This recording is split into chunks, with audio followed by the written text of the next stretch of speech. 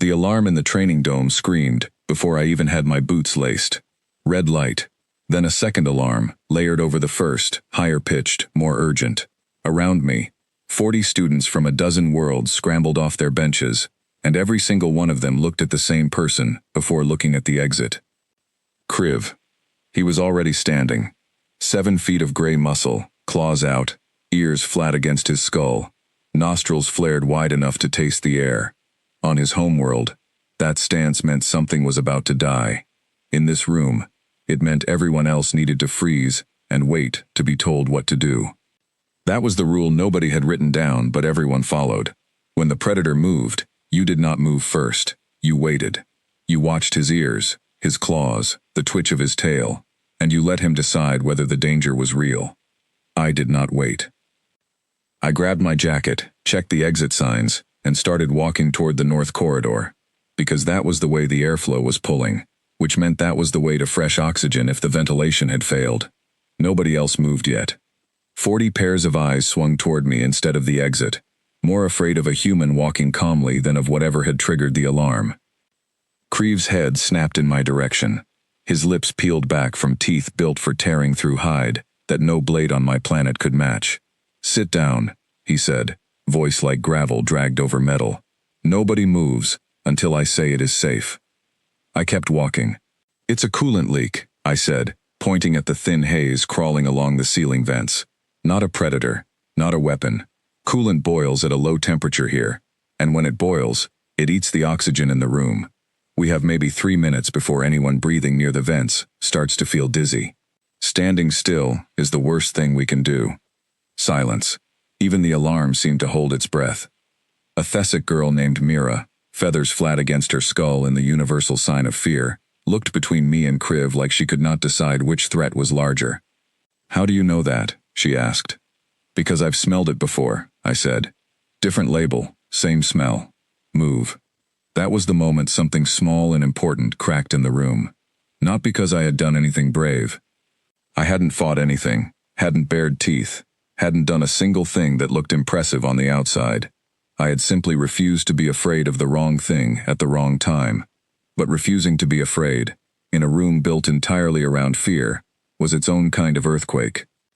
20 minutes earlier, before the alarms, I had been sitting in the back row of xenobiology and combat ethics, which was the actual name of the class, because apparently on a school built for 100 different species, ethics and survival were taught in the same breath.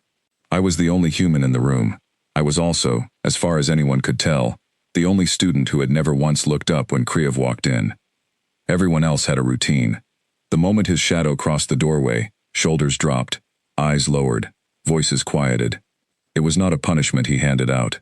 It was simply what predator students were for. Every class at the Academy of Vareth Prime had one, an apex species placed among the others, to enforce a kind of order through instinct alone. Nobody needed to write rules when the biggest set of teeth in the room could smell fear on you before you even knew you felt it. I had arrived 3 weeks earlier, transferred in under a program nobody could quite explain to me in plain language, something about Earth being newly recognized after decades of quiet observation from a distance. I still did not fully understand why they had chosen me specifically, only that my paperwork said Deathworld origin, and that phrase seemed to make administrators nervous, in a way they tried very hard to hide.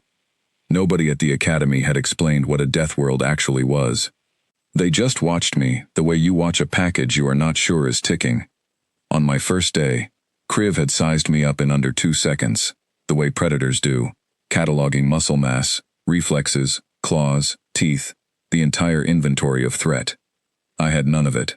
Soft skin, no claws, no fangs, reflexes that, by his species standard, were laughably slow.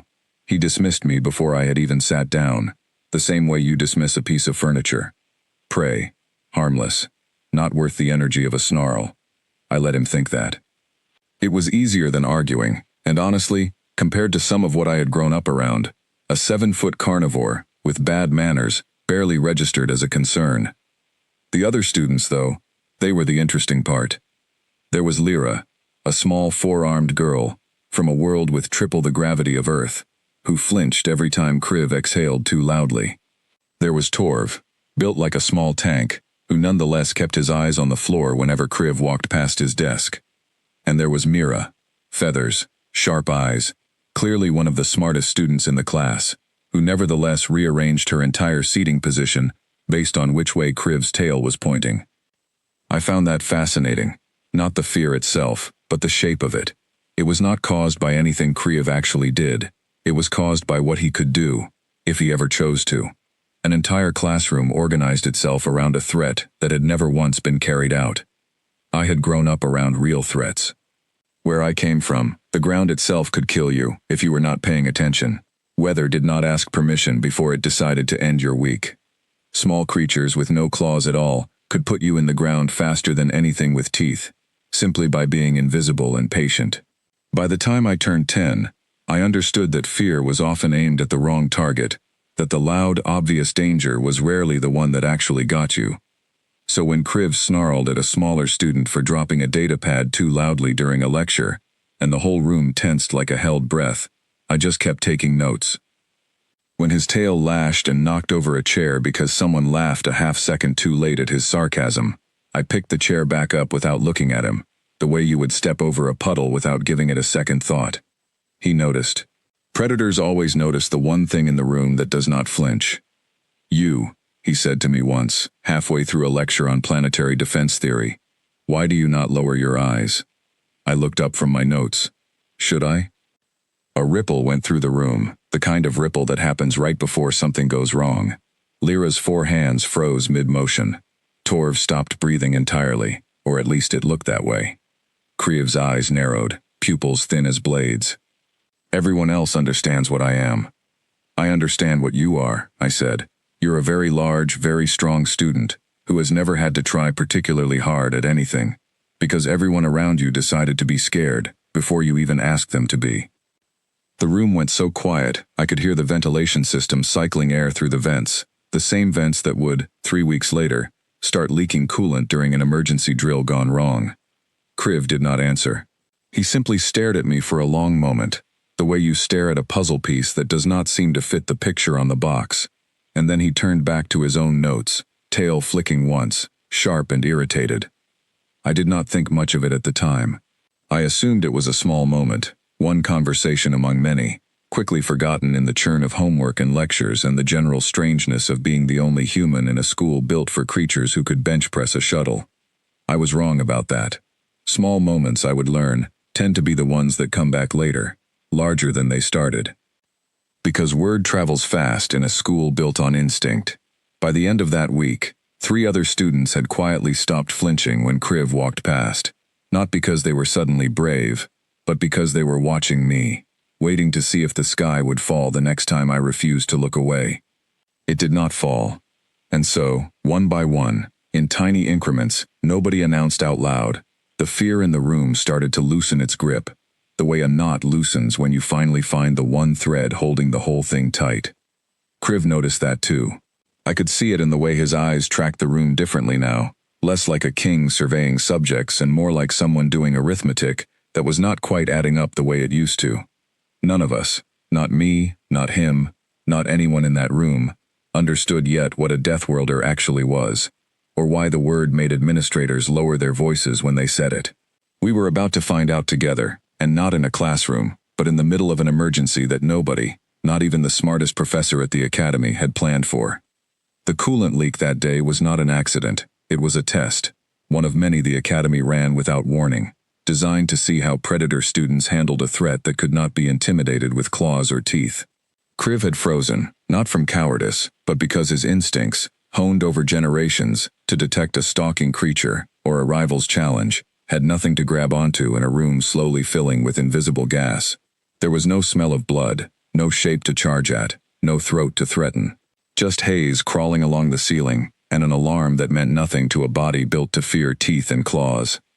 I walked the class out through the north corridor in under 2 minutes, counting heads twice, making sure Lyra's slower gait was accounted for, making sure Torv did not double back for a bag he had left behind. Nobody argued with me on the way out, not even Kriv, who followed at the rear of the line, silent, watching the back of my head like he was trying to solve an equation with variables he had never been taught. We made it into the courtyard, as the emergency systems finally caught up and sealed the vents. Alarms cut off one by one, the red light faded, and 40 students stood blinking in the sudden quiet, breathing air that did not taste like anything wrong. Mira was the first to speak. "How did you know exactly where to go?" I shrugged, because the honest answer felt too large to explain standing in a courtyard with adrenaline still fading out of my blood. "Where I'm from," I said. "You learn to read a room before it turns dangerous, not after. It's not a skill. It's just what happens when you grow up somewhere that doesn't warn you twice." Nobody understood what that meant yet, not fully, not the size of it. But I could see it starting to register, in the way a few of them glanced at me a little longer than they used to, in the way Creeve's tail had gone still instead of lashing, in the way the fear in the room had, for the first time since I arrived, pointed itself somewhere other than at him. It would not be the last time that day surprised them. It was only the beginning of a much larger surprise, one that was going to take the entire idea of a predator student and turn it inside out, right in front of everyone who had spent their whole lives assuming the biggest teeth in the room were the only thing worth fearing. They had no idea yet what Deathworld actually meant. I was about to become the lesson. The story of the coolant leak spread through the academy faster than any official report could move. By the next morning, students from other classes I had never met were watching me in the hallways, not with the old caution they gave Creeve, but with something closer to confusion. They did not know what box to put me in anymore.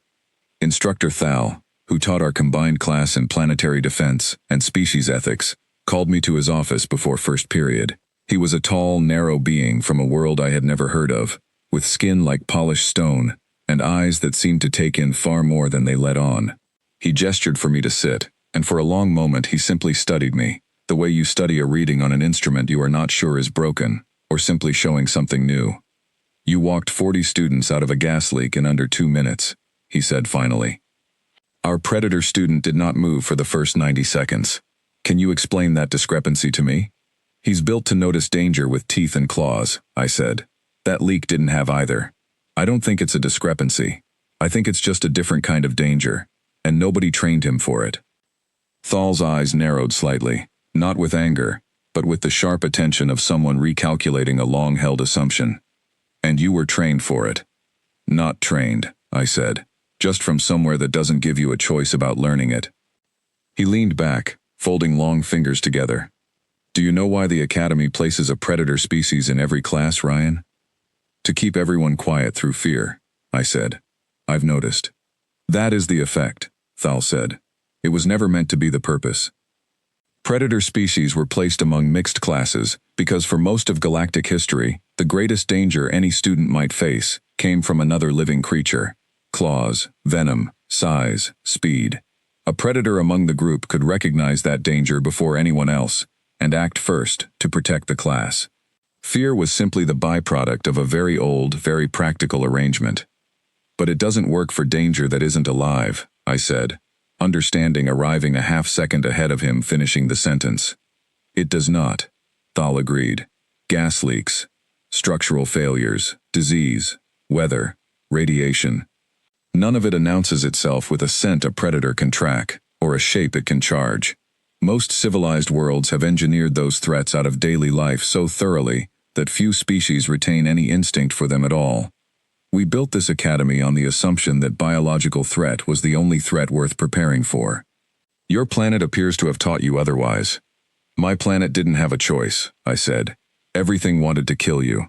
The ground could kill you. The water could kill you. Half the plants were poisonous, and the other half just looked like they were. We didn't get the luxury of only worrying about teeth." Thal was quiet for a long moment. Then he asked the question that would change how the entire class saw me. The question that made the word Deathworlder mean something real for the first time. "Do you understand what a Deathworld actually is, Ryan? Not the label. The reality behind it." I shook my head. Nobody had explained it to me either, only that the phrase made people uncomfortable. "A Deathworld," Thal said, "is a planet where the environment itself is actively hostile to the survival of complex life, and yet complex life develops anyway, against every reasonable probability. High gravity, extreme weather, aggressive disease, a food chain with no clear apex, because everything is capable of killing everything else, given the right circumstance. Most civilizations, when they discover such a world, expect to find nothing living on it at all. When they find something living there, intelligent, organized, capable of building cities and asking questions about the stars, they classify the inhabitants very differently from ordinary sapient species. Differently how? I asked, though some part of me already suspected the answer. Your species, Thal said, did not evolve to avoid danger, Ryan. You evolved despite it, in an environment that killed the overwhelming majority of what tried to survive there. Every human alive today is descended from an unbroken line of ancestors who outlasted a world actively trying to end them, generation after generation, for longer than most galactic civilizations have existed at all. You did not develop the luxury of specializing into one form of defense, the way a predator specializes in claws or a herd species specializes in numbers. You developed endurance instead, adaptability, the capacity to keep functioning long after any reasonable creature would have stopped. I sat with that for a moment, turning it over. It did not feel like new information exactly. It felt more like someone had finally put a name to something I had always known without needing the word for it. So when the report says Deathworld origin, I said slowly, that's not a warning about what I might do. No, Thal said. It is a warning about what you can survive. There is a significant difference, and very few species outside your own understand it, because very few species have ever needed to. He let that sit in the air between us before continuing. Kriv's people are apex predators on their homeworld, Ryan, undisputed. Nothing hunts them, nothing challenges them, except each other, in carefully structured contests that have rules and boundaries. He has never once, in his entire life, faced a threat that did not have a face he could stare down. You come from a world where the greatest dangers had no face at all, and you survived them anyway. That is not a smaller kind of strength than his. It is a different kind entirely, and if I am being honest with you, it may be the more dangerous kind, because it does not know how to stop. I left his office that morning with more questions than I had walked in with, but one thing had become clear. The fear that filled every room Kriv walked into was built on an old assumption, one that had never been tested against something like me before. And assumptions, once tested, have a way of collapsing all at once, instead of slowly. Word of my conversation with Thal never became public. Not directly, but something in the way I carried myself afterward must have changed, because by the end of that week, more students were sitting near me at lunch than had ever done so before. Lyra asked me, in her careful, precise way, whether it was true that human children were sometimes left completely unsupervised near open water. I told her yes, more often than she would believe, and she went very quiet for a long moment, before asking how any of us had survived long enough to grow up at all. Most of us didn't used to, I said. That's rather the point. Torv, who rarely spoke to anyone outside his own small circle, cornered me near the equipment lockers after combat training and asked, bluntly, whether I could actually fight. I told him honestly that I had never needed to fight anything with claws or fangs, but that I had survived a broken leg, 2 days' walk from help, a fever that should have ended me at age 6, and a winter that killed people twice my size and half my age back home. He considered this for a long moment, then nodded slowly, the way you nod at information that rearranges something important in your head. Kriv, for his part, said nothing to me directly that week, but I noticed him watching, always at a distance, always with that same calculating stillness he used when sizing up a genuine threat, rather than dismissing an easy one. Whatever certainty he had walked into that classroom with on my first day, it had started to erode, one small piece at a time, and predators do not handle uncertainty gracefully. They resolve it, one way or another. The resolution came sooner than I expected, and it did not come from Kriv directly. It came from an announcement posted outside the training dome 3 days later, informing the entire class that our next combined lesson would take place off campus, in the wilderness preserve that bordered the academy grounds, as part of a joint survival exercise between predator and non-predator students. Instructor Thal explained it plainly enough in class the next morning.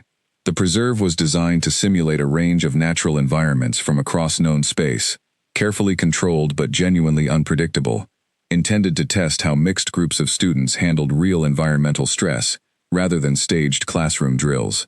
It was, he said, the first time our particular class would face something neither fully biological nor fully artificial. and he expected it to teach every one of us something we did not yet know about ourselves.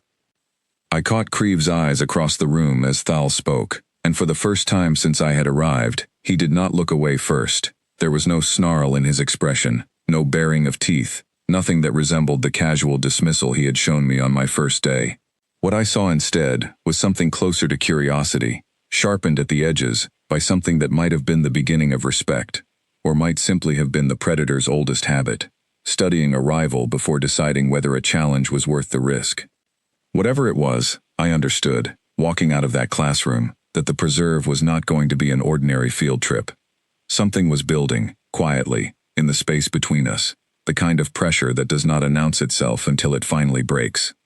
And when it broke, it was not going to be gentle, and it was not going to be staged, and every student in that class was going to see, once and for all, exactly what a Deathworlder looked like when the danger stopped being invisible and started being real.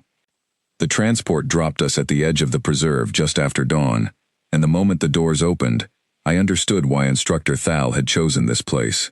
The air smelled wrong in a way none of the other students seemed to notice, thick with moisture and something faintly metallic, the kind of smell that on Earth would have made me check the sky for storm clouds before anyone said a word. 40 of us stood in a loose group at the tree line, wearing lightweight survival gear that looked more decorative than functional. Kriv stood near the front, arms crossed, scanning the wilderness with the same predatory focus he used on everything, searching for movement, for a shape, for something with a pulse he could measure against his own strength. Instructor Thal gathered us with a raised hand. "Today's exercise is simple in structure and difficult in execution," he said. "You will move in your assigned groups from this point to the extraction beacon, 8 kilometers north, through terrain that includes forest, a river crossing, and an open ridge exposed to weather. You will encounter simulated wildlife, real environmental hazards, and at least one surprise neither I nor the preserve systems will disclose in advance. Groups that fail to reach the beacon by nightfall will be extracted, and will retake this exercise next term." He paused, eyes moving across the group until they landed briefly on me, then on Kriv. "I want to be clear about something. This exercise does not favor Predator students. It does not favor Deathworld students. It favors whichever of you actually pays attention." We were split into groups of 5. I ended up with Lyra, Torv, Mira, and, in what felt like either poor planning or deliberate design, Kriv himself. Nobody spoke for the first 10 minutes of walking, the tension between Kriv and me sitting over the group like a held breath nobody wanted to release first. It was Lyra who broke the silence, her 4 hands fidgeting with the strap of her pack. "The air feels heavy here," she said. "Is that normal?" "It's humidity," I said, glancing at the canopy overhead. The way the leaves hung heavy and still despite a breeze I could feel on my skin, and the air pressure's dropping. "Feel that pop in your ears? That usually means weather's coming in fast." Kriv glanced at me, not quite dismissive this time, more measuring. "Weather is not a threat worth this much attention," he said. "On my world it kills more people every year than every predator species combined," I said. "I'd pay attention if I were you." He said nothing, but I saw his ears twitch, the first small sign that he was listening rather than simply tolerating my presence. We reached the river an hour later, wider and faster than the maps had suggested, brown water churning over hidden rocks. Torv immediately suggested finding the shallowest crossing and pushing straight through, the kind of solution that worked well for a species built like a small tank. "Wait," I said, crouching at the bank, watching the surface of the water rather than its edges. "See how the current changes speed about 10 meters downstream, where it looks smoother? That's not calmer water. That usually means it's deeper there, a channel cut underneath. If we cross where it looks easiest, we might be walking straight into the part that will actually pull us under." Mira tilted her head, feathers shifting with interest rather than fear for the first time since I had met her. "How can you tell that just from looking at it?" "Growing up somewhere with real rivers," I said. "You learn to read water the way you'd read a stranger's face. It tells you things if you know what to look for." Kriv crouched beside me, studying the current with new intensity, and for a long moment neither of us spoke, simply reading the same stretch of water from 2 very different sets of instincts. "There," he said finally, pointing upstream to a wider, shallower stretch where the water ran pale over visible stones. "The current spreads out more there, slower." I looked at where he was pointing and felt something shift in my chest. A small, unexpected warmth. "That's a good read," I said honestly. "You're right." He looked at me sideways, clearly unused to receiving that kind of statement from anyone, let alone from me. He said nothing, but his tail, which had been rigid and still all morning, relaxed by a fraction. We crossed without incident, thanks to his read on the current, and I made sure to say so out loud to the rest of the group, because credit given honestly tends to build trust faster than any speech about teamwork ever could. The trouble started on the ridge, exactly where the terrain map had warned it might, in the exposed section with no canopy cover and a long, unobstructed view of the sky. We were perhaps 2 hours from the extraction beacon when the wind changed direction all at once, cold and sharp, carrying with it a smell I recognized instantly and hated recognizing. "Storm," I said, stopping so abruptly that Torv nearly walked into me. "A big one, and it's coming in fast. Look at the sky behind us." The others turned. Where there had been pale gray clouds an hour earlier, there was now a wall of deep, bruised color, rolling toward the ridge with a speed that made my stomach drop. Lightning flickered somewhere deep inside it, silent at this distance, but not for long.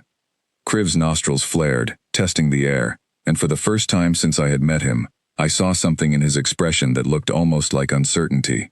"I do not smell danger," he said, confused, the way a creature is confused when its senses report nothing wrong about something that is very clearly wrong. "You won't," I said. "Lightning doesn't have a smell until it's already too late. We need to get off this ridge right now, before that storm reaches us. High open ground is the worst possible place to be caught in weather like this." "The beacon is that way," Torv said, pointing along the exposed ridgeline, "the direct route, the fastest route, the route every training map had marked as correct." "Not anymore," I said. "There's a tree line about 400 meters down the slope to our left. It's longer, but it gets us off the high ground and under cover before that storm arrives. If we stay on this ridge, we're the tallest things out here." Kriv's eyes narrowed, torn between instinct that told him nothing dangerous had appeared, and a growing awareness that maybe, just maybe, danger did not always announce itself the way he had been taught to expect. "How certain are you?" "Completely," I said. "This isn't a guess. I've seen this exact sky before. We move now, or we find out the hard way." For one long moment, the entire group hung suspended between two choices, waiting to see whose judgment would win, the Predator's confident stillness, or the Deathworlder's certainty about a threat none of them could see, smell, or hear yet. Kriv made the decision himself, and it surprised me more than anything else that day. He turned to the group and said, in a voice that carried none of his usual dismissive edge, "We follow him. Move." We ran the 400 meters down the slope as the wind rose behind us, howling now, carrying the first fat drops of rain that stung more than water should have any right to. We reached the tree line just as the sky above the ridge lit up white, a crack of thunder rolling over us, so loud that Lyra stumbled and would have fallen if Torv had not caught her. I counted heads, twice, the way I had during the coolant leak, making sure every one of the 5 of us was accounted for and upright. Kriv stood at the edge of the tree line, staring back up at the ridge we had just abandoned, watching lightning strike the exact high ground we had been standing on minutes earlier, close enough that the light and the sound arrived almost together. Nobody said anything for a long moment. The rain hammered down through gaps in the canopy, and somewhere far off, thunder rolled again, quieter now, moving away from us, instead of toward us. "That would have found us," Kriv said finally, quietly, more to himself than to anyone else. "On the ridge. It would have found us, and I would not have known to move until it was already too late." "That's the thing about weather," I said. "It doesn't care how big your teeth are." He turned to look at me then, and for the first time since I had arrived at the academy, there was no dismissal in his expression at all. What replaced it was something far more complicated, respect tangled together with something that looked uncomfortably close to fear. Not of me exactly, but of the size of the gap he had just discovered in everything he thought he understood about danger. We reached the extraction beacon an hour later, soaked, cold, but whole, the last group to arrive and yet, according to Instructor Thal's brief nod as he checked our names off his list, the only group that had avoided the storm entirely by rerouting early enough to matter. That night, back at the academy, The story of the ridge spread even faster than the story of the coolant leak had. By morning, students I had never spoken to were greeting me in the hallways with something that was not quite fear and not quite friendliness, but a kind of careful, curious respect that had never existed before. Kriv found me alone near the training dome 2 days later, waiting, arms crossed, tail held with a stillness that felt deliberate rather than aggressive. "I have been thinking about the ridge," he said, without preamble. "I figured you might be," I said. "My entire life, I have been taught that I am the one who protects others from danger," he said slowly, choosing each word with obvious care. "That is what predator students are for. That is what I am for. And on that ridge, I could not smell the danger, could not see it, could not fight it. You could. You knew it was coming before any of us, and you were right, and I was not. You read the river current better than I did," I said. "That counted for something too." He shook his head, a small, sharp motion. "A river is a small danger. What nearly killed us on that ridge was not small, and I had no instinct for it at all. I need to understand what you are, human, because whatever I believed about predators and prey when you arrived in that classroom, it is clearly wrong, and I do not enjoy being wrong about something this important. I'm not a predator," I said honestly. "I never was. I'm just something that survived a world that tried very hard to make sure I didn't." Kriv studied me for a long moment, and something settled behind his eyes, a decision forming slowly, the way storms had formed over that ridge, quiet at first, then suddenly, and completely there.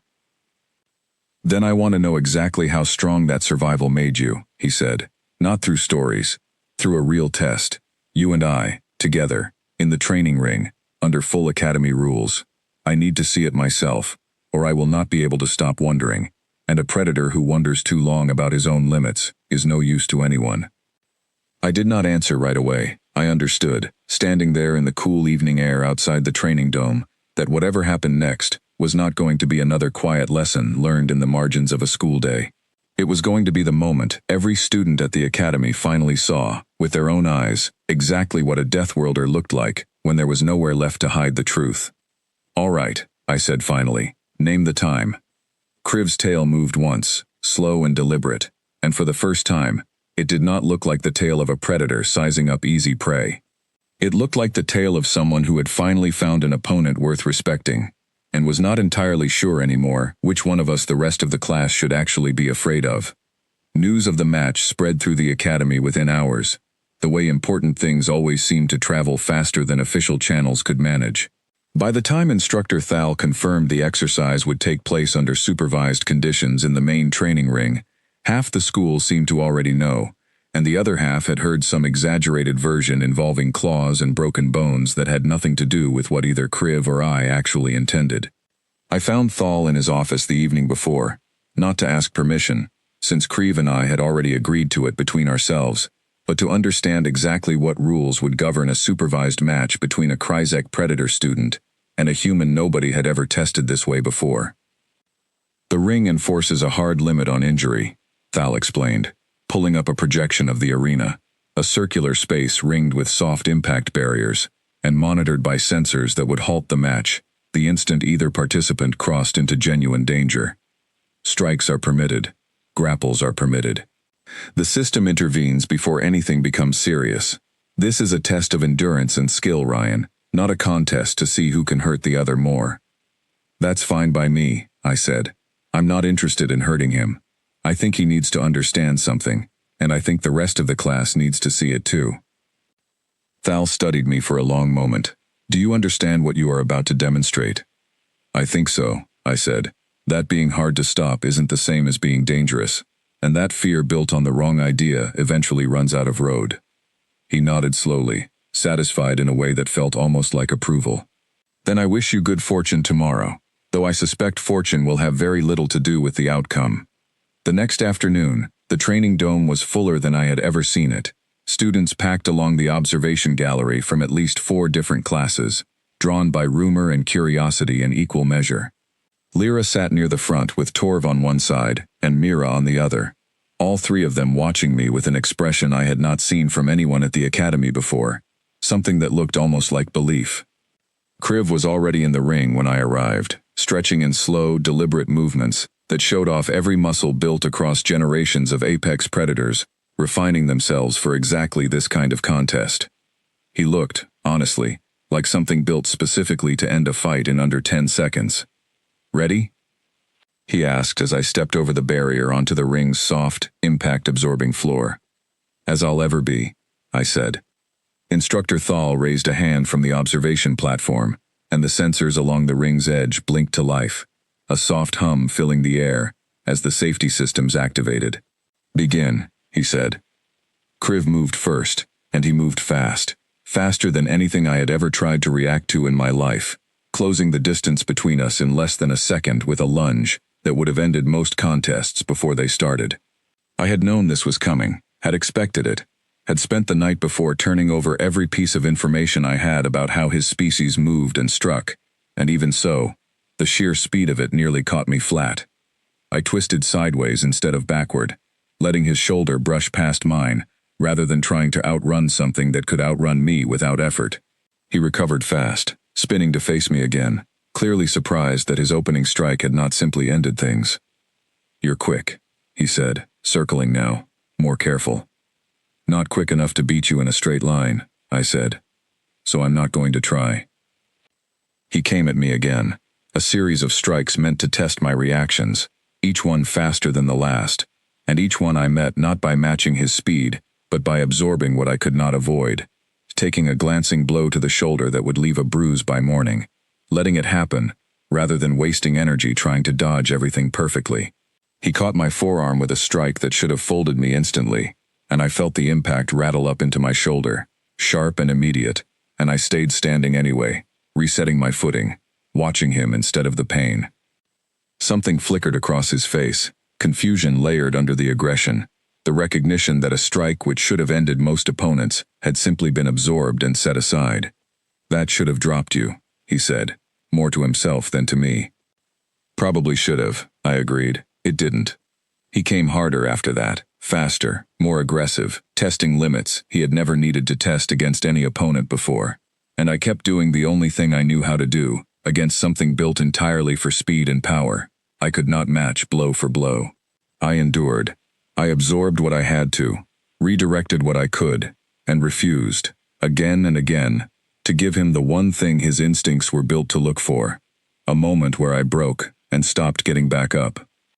3 minutes in, both of us breathing hard, Kriv landed a strike that swept my legs out from under me entirely, sending me hard onto the ring floor with enough force that the crowd along the gallery gasped as one. I heard Lyra's voice cut through the noise, sharp with worry, calling my name. I got up. Not gracefully, not quickly, but I got up, breathing hard, shoulder aching, legs unsteady, and I faced him again, and something in Kriv's expression shifted from aggression into something closer to genuine alarm. "Why do you keep standing?" he said, and for the first time since I had met him, his voice held no confidence at all. "A predator learns when prey is finished. You are finished, and yet you are still standing." "Because on my world," I said, steadying my footing, "being finished was never really an option. You keep going, because the alternative usually just means you don't get to try again. It's not bravery. It's just what happens when the world doesn't give you a choice about quitting." He came at me one more time, slower now, more cautious, testing rather than attacking, and I caught his wrist as it passed, using his own forward momentum against the size difference between us, pulling rather than pushing, redirecting his weight past me, instead of trying to stop it outright.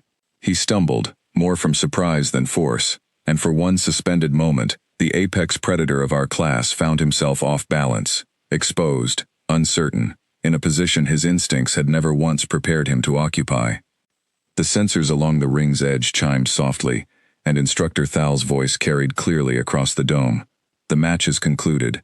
Neither participant has been placed in genuine danger, and the exercise has demonstrated its purpose." Kriv straightened slowly, breathing hard, staring at me across the ring floor with an expression I had never seen on him before, something raw and unguarded, stripped of every assumption he had walked in with 3 weeks earlier. "I could not end it," he said quietly.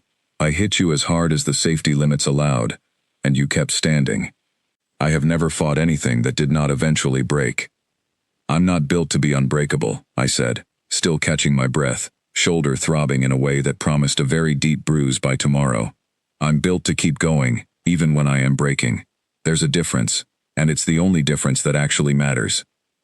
He was quiet for a long moment, and the entire dome seemed to hold its breath along with him, waiting to see how a predator handled the discovery that the hierarchy he had spent his whole life inside of had just been quietly rewritten in front of an audience of witnesses. Then Kriv did something none of us expected. He lowered his head, not in the aggressive posture that meant a challenge was about to begin, but in the deep, formal gesture his species reserved for acknowledging something they respected above themselves. "You are not prey," he said, loud enough for the whole gallery to hear. "You never were. I misjudged you the day you arrived, and I have been misjudging what danger actually looks like for far longer than that." A murmur rolled through the observation gallery, students turning to look at each other, at Kriv, at me, recalculating everything they thought they understood about who deserved their fear in that classroom. "I don't need anyone to be afraid of me," I said, loud enough to carry as well, because it felt important that the whole room hear it, not just Kriv. I never wanted that. I just don't scare easily, and where I come from, that's not a special talent. It's just what happens when the world raises you to survive it. Kriv looked at me for a long moment, something settling behind his eyes that looked almost like relief, the release of a tension he had been carrying since the moment the coolant alarms first sounded weeks earlier. "Then perhaps," he said slowly, "the class needs a different kind of protection than the kind I have always offered." Nobody in that dome, including me, fully understood yet what that sentence was going to mean in the weeks ahead. But standing there, bruised, breathing hard, watching an apex predator bow his head to a species his entire kind had never even known existed until a few months earlier, I understood that whatever came next, the fear that had once filled every corner of that classroom, was never going to sit in the same place again. The weeks after the match changed the shape of our classroom in ways I could not have predicted. Even standing in the ring with my shoulder still aching from Kriv's strikes, it was not a sudden transformation. Nothing about it happened overnight. It arrived instead in small, steady shifts, the same way the fear had once built itself up piece by piece. Except now, it was building into something else entirely. Lyra was the first to approach me directly, 2 days after the match, asking if I would walk with her to the science wing because a group of older students from another class had been leaving unpleasant comments about her home planet's low gravity and slower reflexes. I agreed without thinking twice, and the moment those older students saw me beside her, whatever comments they had planned died in their throats. Nothing was said. Nothing needed to be. Word had already traveled about the ring, and about the ridge before it, and about the coolant leak before that, and 3 stories stacked on top of each other had a way of speaking louder than anything I could have said myself. Torv started sitting near me in every class we shared, not out of fear the way he once sat near Kriv, but out of something closer to trust, the kind that comes from having watched someone count your name off a list twice during an emergency, to make sure you made it out. Mira, sharp-eyed and endlessly curious, began asking me actual questions about Earth, not the nervous, careful questions people ask a threat they are trying to understand, but the genuine questions people ask a friend they are getting to know. Kriv changed the most, though it took the longest to become visible. In the days right after the match, he was quieter than I had ever seen him, watching the classroom with an expression I can only describe as recalculating, as though he were rebuilding an entire internal map of who deserved protecting and how. He did not stop being strong. He did not stop being the biggest, fastest, most physically capable student in our class. What changed was the way he carried that strength, less like a weapon aimed loosely at anyone who made him uncomfortable, more like a tool he was finally learning to use with intention. The turning point came almost a month later, during a routine lecture that turned suddenly urgent when one of the environmental control panels in the lecture hall began sparking, filling the lower half of the room with a fine, acrid smoke that smelled nothing like the coolant leak from before, sharper, more chemical, more clearly wrong.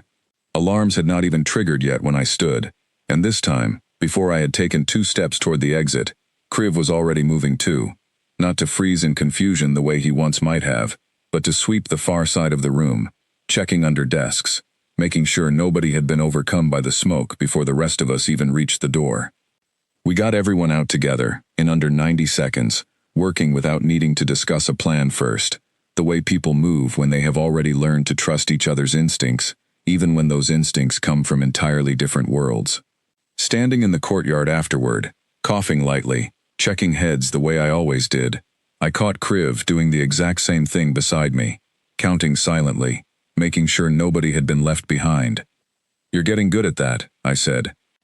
"I am learning from someone who has had considerably more practice," he said, and there was no bitterness in it at all, only something that sounded, for the first time since I had met him, almost like gratitude. Instructor Thal addressed the class formally about a week later, standing at the front of the lecture hall with the same quiet authority he always carried, though something in his tone that day felt different, more deliberate, as though he had been waiting for this particular moment to arrive. "When this academy places a predator species in every mixed class," he said, "it is built on an old assumption about where danger comes from, and who is best equipped to face it. I have taught here for a very long time, and I have never seen that assumption challenged as thoroughly, or as usefully, as it has been challenged this term." He looked toward Kriv, then toward me, and the whole room followed his gaze. "Some of you have learned this term, that fear, placed on the wrong target, does nothing to protect you from the danger that actually arrives. Predator instinct is a powerful tool, built over countless generations to face a very specific kind of threat. But the universe is larger than teeth and claws, and there are dangers that require a different kind of preparation altogether, one built not from strength, but from the refusal to stop when stopping would be easier." He let that settle over the room before continuing. "I do not say this to diminish what Kriv has always brought to this class. His instincts have protected all of you, in ways you may never have noticed, because a threat avoided rarely announces itself as clearly as a threat survived. But I do say this so that every one of you understands that strength comes in more forms than the ones easiest to recognize, and the students who are quiet about their own capabilities are very often the ones who carry the deepest kind." After class that day, Kriv found me by the courtyard fountain, the same spot where he had once challenged me to the match that changed how the entire academy saw both of us. He did not speak right away, simply stood beside me, watching the water for a long moment, tail still, posture relaxed in a way I had never seen from him before. "I used to think being feared meant being respected," he said finally. "It is a mistake my whole species makes, I think. We confuse the two so easily that we rarely notice the difference until something forces us to." "And now?" I asked. "Now I think respect is something you earn by refusing to stop, even when everything in you says stopping would be reasonable," he said. "I have never had to learn that lesson before, because nothing has ever made me stop long enough to need it. You did not defeat me in that ring, Ryan. I want you to understand that clearly. You simply showed me something I did not know how to see." "I never wanted to be feared," I said, watching the fountain the same way he was, letting the words settle into the quiet between us. "Not by you, not by anyone in that classroom. Where I come from, being harmless was never actually an option, not because we wanted power over anything, but because the world itself never gave us the choice to be soft. We learned to endure because the alternative was disappearing entirely, and somewhere along the way, that endurance started looking like strength to people who had never needed it themselves." Kriv nodded slowly, and for a long moment, neither of us said anything else. Two very different kinds of survivors, standing side by side, beside a fountain, in a courtyard, built for 100 different species, all of them slowly learning that the old hierarchy of fear had never really understood what danger looked like at all. In the months that followed, our classroom became something neither predator instinct nor Deathworld endurance could have built alone. Lyra stopped flinching at loud noises entirely, not because the world had grown safer, but because she had learned, watching both Kriv and me, that noise was rarely the thing worth fearing in the first place.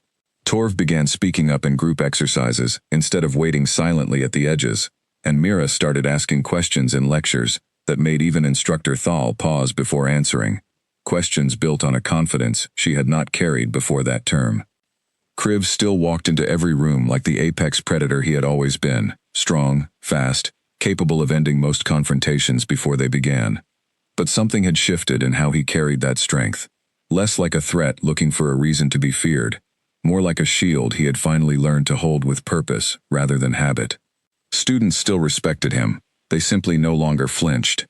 And when new dangers arrived, the invisible kind, the kind with no scent to track or shape to charge, the whole class turned first toward me.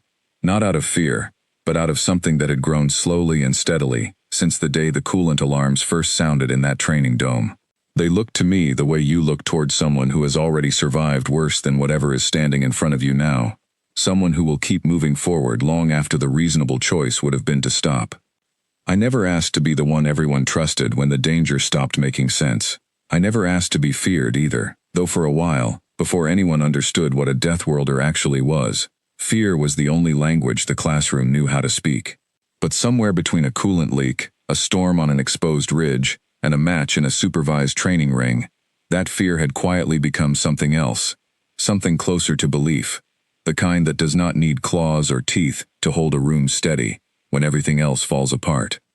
On a death world, harmless was never an option, and by the end of that term, neither Kriv nor anyone else in our class needed reminding of it again. They had seen it themselves, in a leaking vent, on an open ridge, in a training ring, built to test limits nobody at the academy had ever thought to question before. And once you have seen something like that with your own eyes, you do not forget it. You simply start looking at the world, and at each other, a little differently from that day forward.